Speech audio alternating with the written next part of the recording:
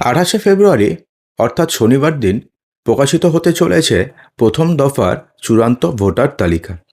এরপরে আরও তালিকা বেরোবে, সেই কারণে আমরা বলছি প্রথম দফার তালিকা। তো এই তালিকা দেখলেই আপনারা বুঝতে পারবেন যে আপনি যোগ্য, অর্থাৎ আপনি 2026 সালের বিধানসভা নির্বাচনে ভোট দিতে পারবেন, অযোগ্য অর্থাৎ ভোট দিতে পারবেন না, অথবা বিচারাধীন অর্থাৎ আপনারা আদৌ ভোটার কি ভোটার নন সেটার বিচার প্রক্রিয়া চলছে। এই লিস্ট দেখলে আপনারা কি করে বুঝবেন? এছাড়া ভোটার লিস্টে কতজনের নাম বাদ যেতে পারে এটা নিয়ে কিন্তু বড়সড় ঘোষণা করেছেন বা বড়সড় একটি মন্তব্য করেছেন মুখ্যমন্ত্রী মমতা বন্দ্যোপাধ্যায়। তো মুখ্যমন্ত্রী মমতা বন্দ্যোপাধ্যায় সেক্ষেত্রে কি বলেছেন জানাবো, তবে তার পূর্বে একটা ছোট্ট রিকোয়েস্ট। বন্ধুরা, আপনি যদি চ্যানেলে নতুন হয়ে থাকলেন অবশ্যই চ্যানেলটিকে সাবস্ক্রাইব করবেন এবং একটি লাইক এবং একটি শেয়ার অবশ্যই করবেন। বন্ধুরা, আপনাদের একটি লাইকই কিন্তু আমাদের এই ভিডিওটিকে আরও হাজারজন মানুষের কাছে পৌঁছতে সাহায্য করে, এবং অবশ্যই শেয়ার করে দেবেন। বন্ধুরা, যখন দীর্ঘ টালবাহানার পরে আগামী 28শে ফেব্রুয়ারি প্রকাশিত হতে চলেছে প্রথম দফার ভোটার তালিকা, এবং সেক্ষেত্রে আপনাদের জানিয়ে দিই যে 7,08,00,000 ভোটারদের নাম থাকছে। টোটাল পশ্চিমবঙ্গে ভোটার ছিল এসআই শুরু হওয়ার আগে প্রায় 7,64,00,000 মতো। তার মধ্যে প্রায় 58 লক্ষের নাম খসড়া তালিকা প্রকাশের আগে বাদ চলে গেছে। তো বাকি কত রইল? 7,08,00,000। এবং এই 7,08,00,000 নামই এবার চূড়ান্ত ভোটার তালিকার ফার্স্ট ফেজে থাকবে। তো এখন আপনি প্রশ্ন করছেন সবার নামই তো থাকলো, তো নাম তো আর বাদ গেল না, তাহলে হলোটা কি? আপনাদের জানিয়ে দিই যে এখানেই কিন্তু বড়সড় একটা প্রশ্নের উত্তর আপনাদের এখানেই রয়েছে। দেখুন, 7,08,00,000 হচ্ছে টোটাল ভোটার বর্তমানে পশ্চিমবঙ্গে, এএসডিডি বাদ দিয়ে। এবং এই 7,08,00,000 নামের যে তালিকা প্রকাশিত হবে তার নামের পাশেই লেখা থাকবে তিনি যোগ্য, তিনি অযোগ্য, নাকি তিনি বিচারাধীন।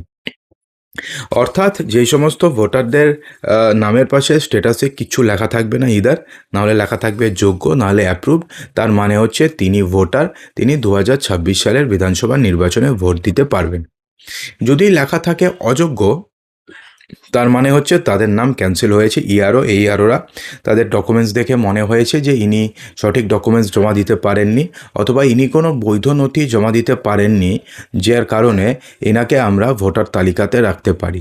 তো সেক্ষেত্রে তার নাম ক্যান্সেল হয়ে গেছে, অর্থাৎ তিনি 2026 সালের বিধানসভা নির্বাচনে ভোট দিতে পারবেন না।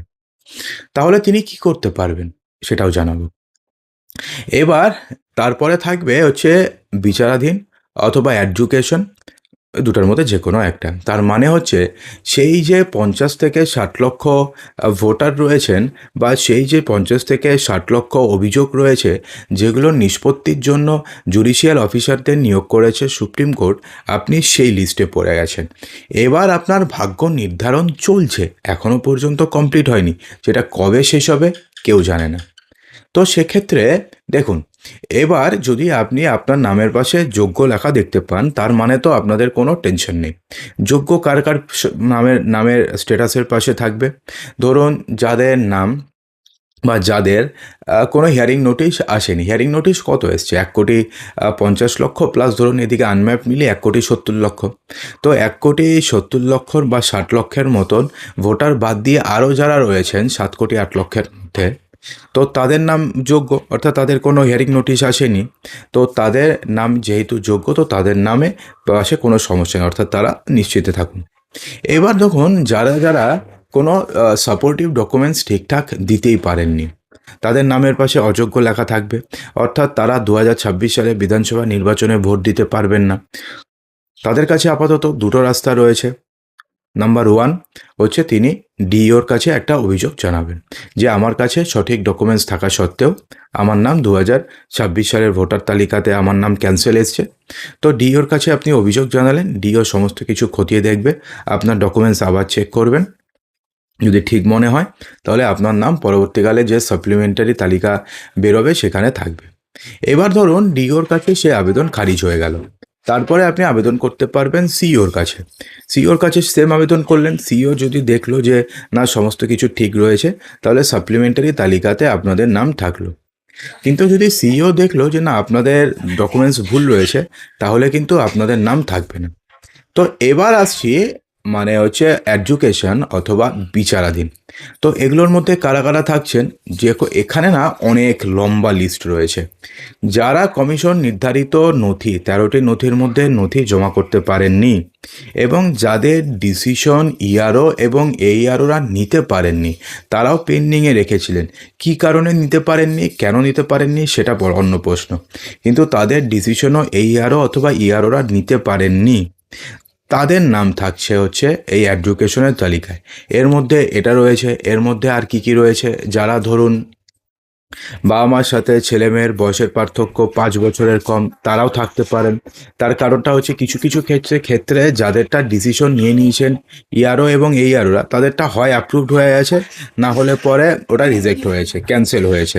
তো তাদেরটা তো মানে হয়ে গেছে, অ্যাপ্রুভড হলে অ্যাপ্রুভড, ক্যান্সেল হলে ক্যান্সেল, মধ্যামধ্যে কিছু নেই। কিন্তু যাদেরটা নিতে পারেননি না ইআরও এবং এইআরওরা, যারা সেটাকে পেন্ডিং স্ট্যাটাসে রেখেছিলেন, রাখতে রাখতে রাখতে রাখতে এত বড় একটা ব্যাকলগ হয়ে গেছে, তাদের নামই কিন্তু এই তালিকাতে থাকবে। তো সেক্ষেত্রে আপনি যদি দেখতে পারেন আপনার নাম, তাহলে বুঝতে পারবেন যে আপনারা যে ডকুমেন্টস দিয়েছেন সেই ডকুমেন্টস নিয়ে মোটেও তারা সন্তুষ্ট নন।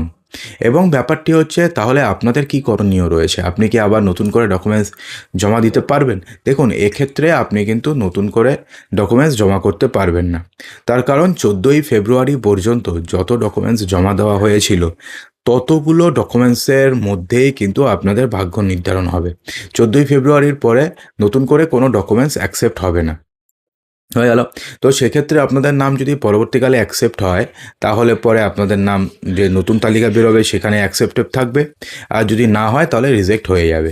কিন্তু সেই তালিকা কবে বেরোবে? অনেকে প্রশ্ন করবে, তাহলে সেই তালিকা কবে বেরোবে?